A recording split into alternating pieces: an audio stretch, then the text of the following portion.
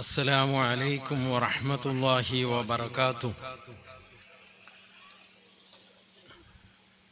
بسم الله والحمد لله والصلاة والسلام على رسول الله وعلى آله وصحبه أجمعين أما بعد.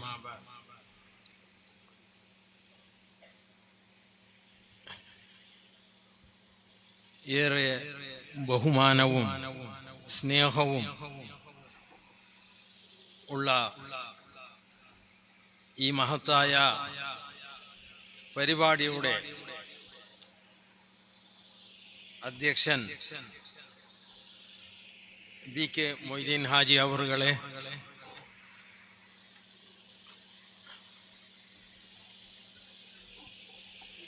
ഈ പരിപാടിയിൽ മുഖ്യ പ്രഭാഷണം നടത്തുവാൻ ഇവിടെ എത്തേണ്ട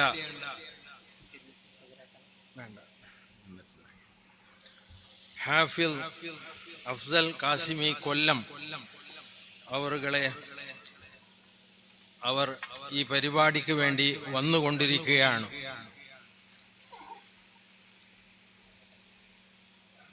പിന്നെ വേദിയിലുള്ള EN Ibrahim Haji, Muhammad Abubakar Faizy, N Abdul Hameed, Ashraf Badaje, Sharif Pavoor, Mustafa BN, Mustafa കടുംബാർ, Ashraf CH. അപ്പോൾ ഒരുപാട് അഷ്റഫുകളുണ്ട്, മുസ്തഫ ഉണ്ട്.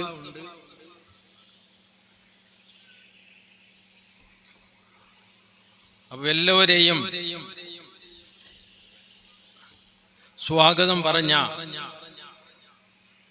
എല്ലാവർക്കു വേണ്ടിയും മുസ്തഫ കോടി എല്ലാവരുടെ പേരെടുത്ത് സ്വാഗതം പറഞ്ഞിരിക്കുന്നു.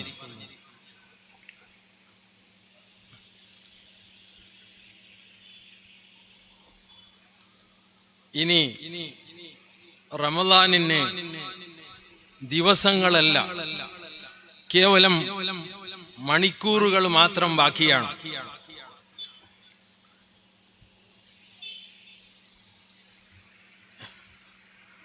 കാരണം റമദാനിന്റെ മുന്നൊരുക്കം റജബ് തുടങ്ങുന്നതോടുകൂടി നമ്മുടെ കൂടെ റമദാനും എത്തിയിരിക്കുന്നു. റജബ് മുതൽ റമദാൻ തീരുന്നതുവരെ 3 മാസം നോമ്പ് നോക്കുന്ന ഒരുപാട് ആളുകൾ നമ്മുടെ ഇടയിലുണ്ട്. യഥാർത്ഥത്തിൽ റമദാൻ എന്നാൽ നമ്മുടെ മനസ്സിനെയും ശരീരത്തെയും ഒന്നിച്ചു ശുദ്ധിയാക്കുന്ന ഒരു മഹത്തായ ഒരു കാര്യമാണ്.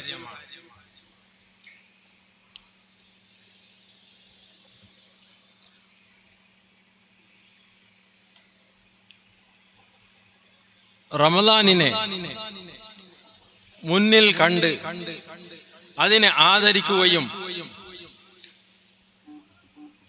ആ റമദാനിനെ ബഹുമാനിച്ചും കൊണ്ട് നാം വളരെ സന്തോഷപ്പെടുകയും ചെയ്താൽ ആ റമദാനിന്റെ വരവായി ഇനി സന്തോഷത്തിന്റെ നാളുകൾ എന്ന് ആരെങ്കിലും മനസ്സിൽ വിചാരിച്ചു സന്തോഷപ്പെട്ടാൽ അല്ലാഹുവിന്റെ എല്ലാ പാപങ്ങളും പുറത്തു കൊടുക്കും എന്ന് മുഹമ്മദ് മുസ്തഫ സ്വല്ലല്ലാഹു അലൈഹി വസല്ലമ തങ്ങൾ നമ്മെ പഠിപ്പിക്കുന്നു.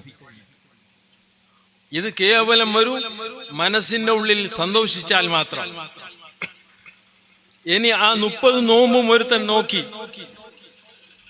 എന്നിരുന്നാൽ അവനിക്ക് ഒരുപാട് സന്തോഷവും അതുപോലെ തന്നെ ആഹ്ലാദവും അതിന്റെ പുണ്യവും വാരി കോരി കൊടുക്കും. അപ്പോൾ ചുരുക്കി പറഞ്ഞാൽ റമദാൻ നമ്മുടെ അടുക്കലേക്ക് വന്ന അതിഥിയാണ്.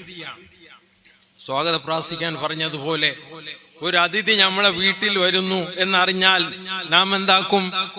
ആ അതിഥിയെ സ്വീകരിക്കാൻ വേണ്ട എല്ലാ തയ്യാറെടുപ്പുകളും നാം ചെയ്യും. വീടെല്ലാം ക്ലീനാക്കി വെക്കും. മുസ്ഹഫിനെല്ലാം തട്ടി അതിനുള്ള അഴുക്കുകൾ എല്ലാം നീക്കി മുസ്ഹഫിനെ വളരെ ബഹുമാനത്തോടുകൂടി മുമ്പിൽ തന്നെ വെക്കും.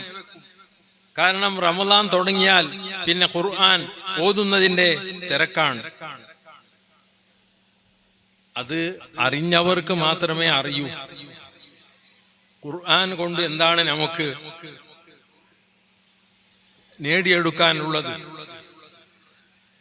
ഖുർആനിൽ ഒരു ഖതം തീർക്കാൻ പോലും കഴിയാത്ത ഏകദേശം ഒരു 50-60% ആൾക്കാർ നമ്മുടെ ഇടയിലുണ്ട്. പക്ഷേ റമദാൻ വന്നാൽ അങ്ങനെ ഒരിക്കലും ചെയ്യരുത്. റമദാൻ വന്ന ശേഷം ദിവസത്തിൽ ഒരു ജുസ് എന്ന് തുടങ്ങി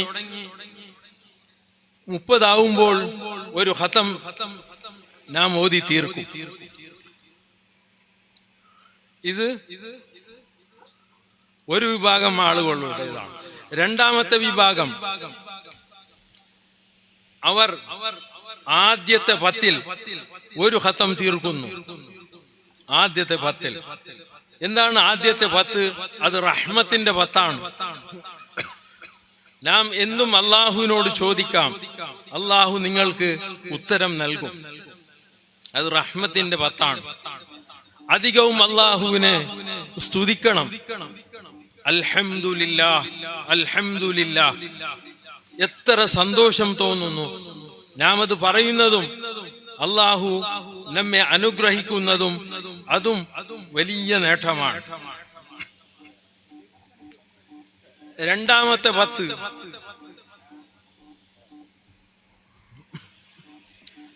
നാം ചെയ്തതായ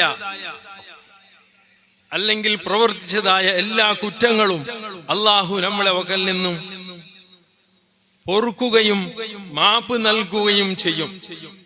അതാണ് രണ്ടാമത്തെ 10. മൂന്നാമത്തെ 10 നരകത്തിൽ നിന്നും രക്ഷ തേടാൻ അള്ളാഹുവിനോട് ദുആ ചെയ്യുക.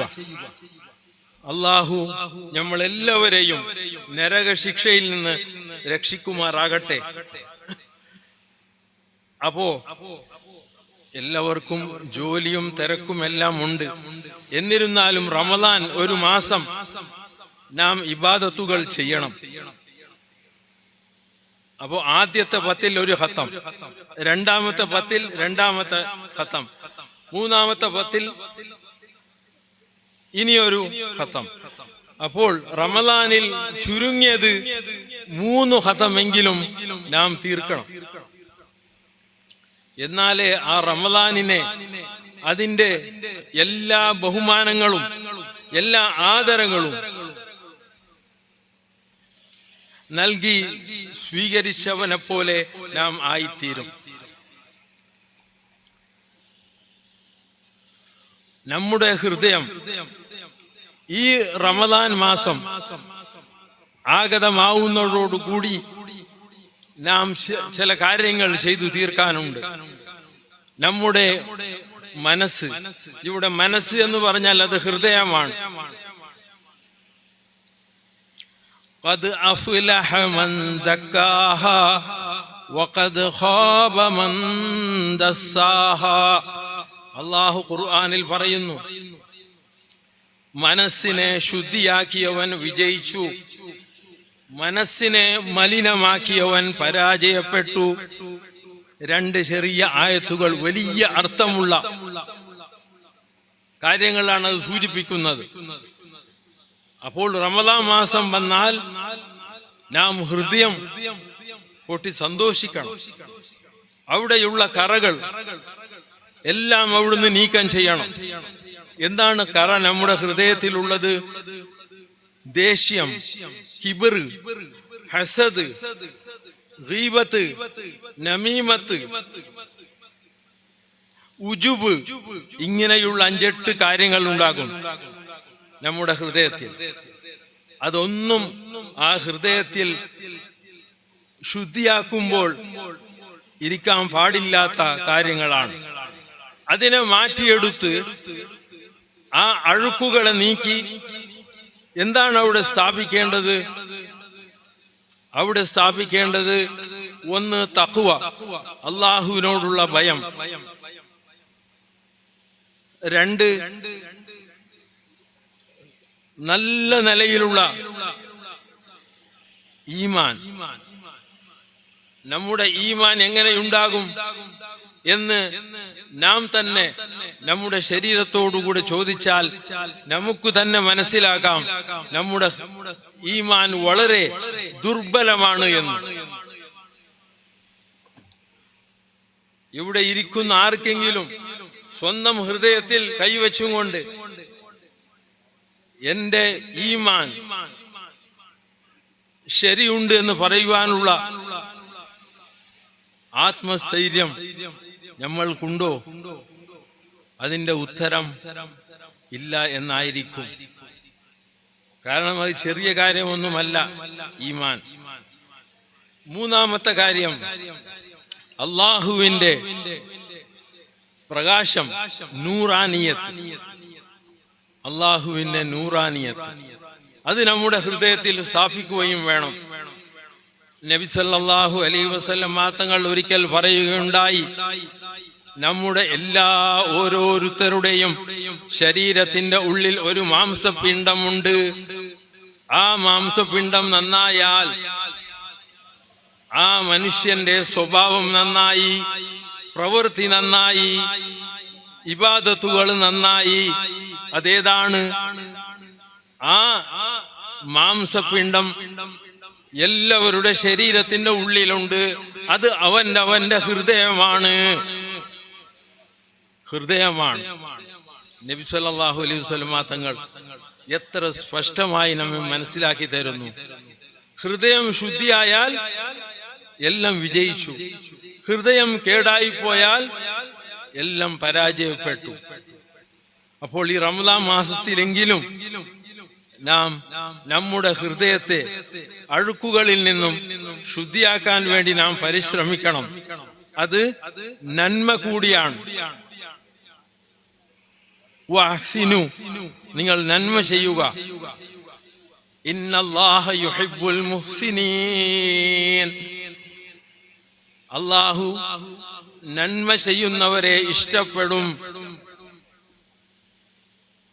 അപ്പോൾ റമദാൻ മാസം എന്നുള്ളത് വലിയ നന്മയാണ്. നമ്മുടെ അടുക്കലേക്ക് വന്ന നന്മ മാത്രമല്ല, അതോടുകൂടി നമ്മുടെ തഖ്വയും ഇരട്ടിപ്പിക്കാം. എന്താണ് തഖ്വ? തഖ്വ എന്ന് പറഞ്ഞാൽ അല്ലാഹുവിനോടുള്ള പേടി.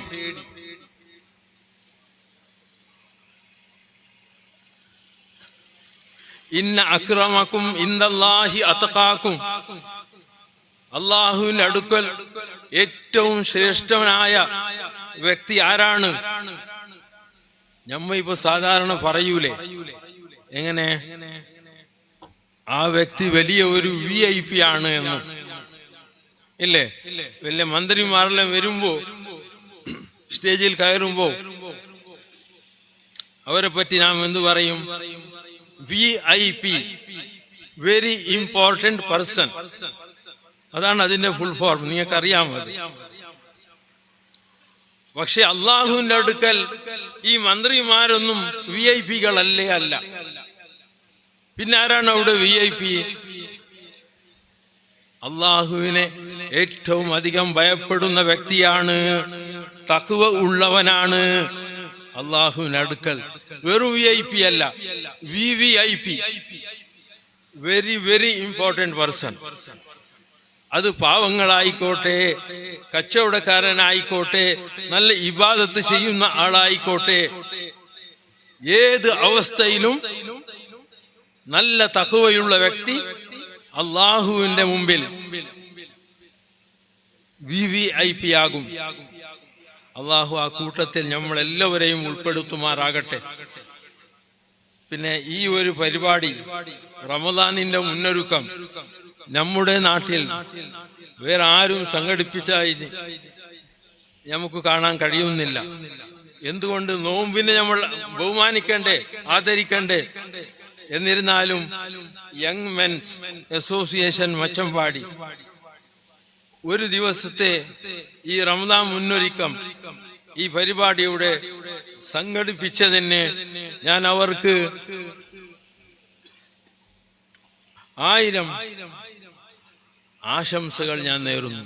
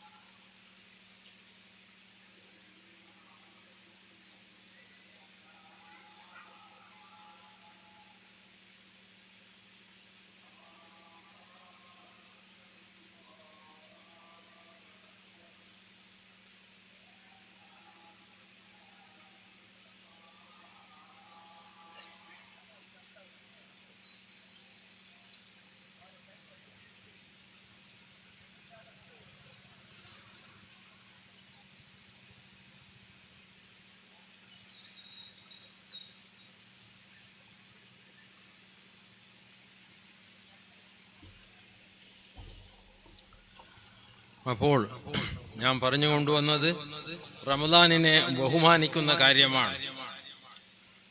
പണ്ട് മുതൽക്കേ നമ്മുടെ നാട്ടിൽ ഈ നോമ്പ് പിടിക്കാത്ത ചില ആൾക്കാർ ഇരിക്കുന്ന, എല്ലാവരുമല്ല, ഈ നാട്ടിലെ അങ്ങനത്തെ സംഗതിയിൽ എല്ലാവരും നോമ്പ് പിടിക്കുന്ന. കാരണം നല്ല നാട് നമ്മൾ ഈ ബഡാജൻ ജില്ലെങ്കിൽ ഇവിടെ ആരും നോമ്പ് വളക്കളില്ല. മച്ചമ്പാടിയിലും അങ്ങനെ.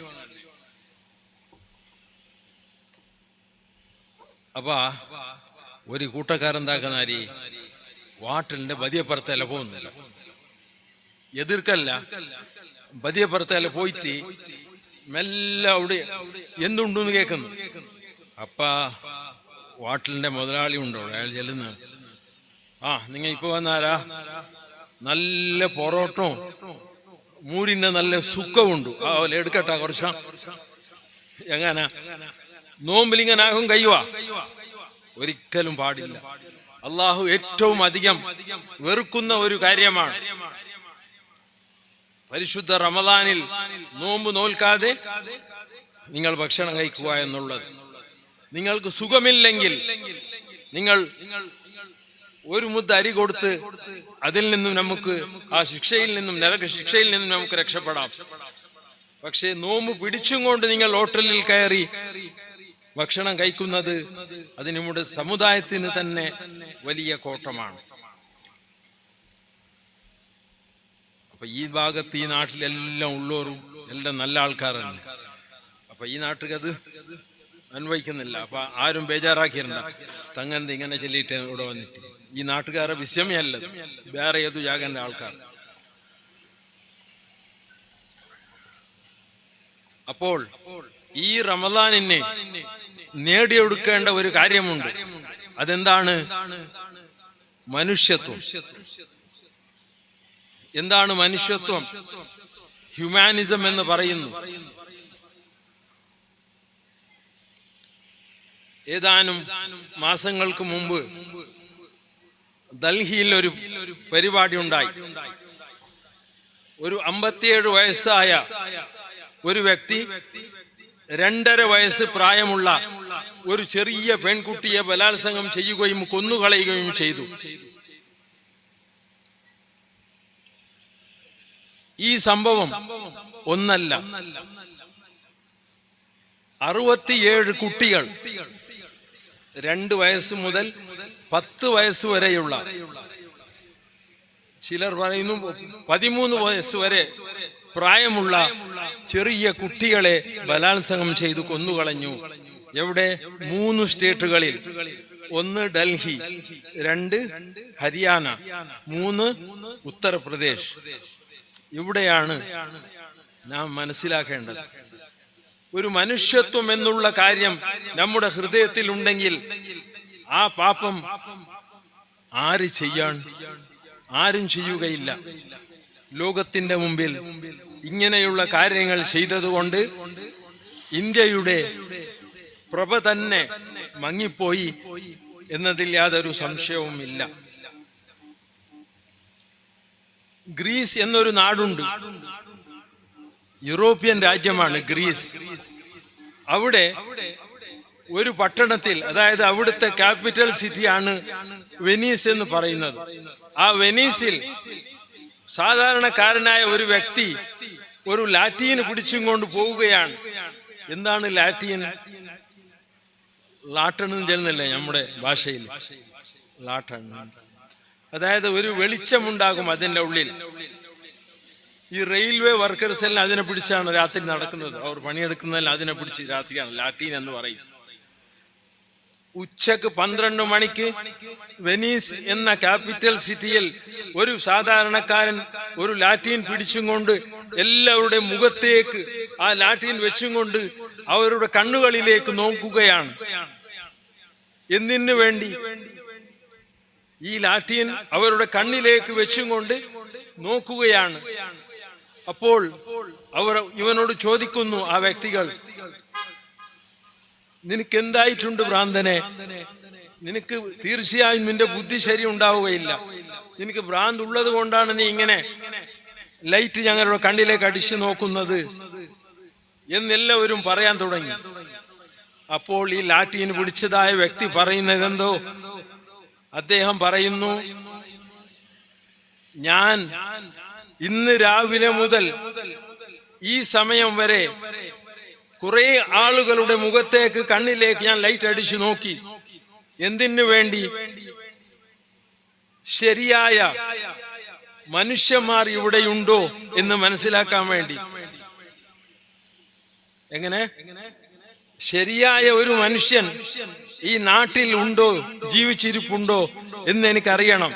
കാരണം ഇന്ന് ലോകത്ത് ആർക്കും മനുഷ്യത്വം ഇല്ല. മനുഷ്യത്വം ഇല്ലാത്ത ഈ സമൂഹം എന്തിനു കൊള്ളും? നമുക്ക് വേണ്ടത് മനുഷ്യത്വമാണ്.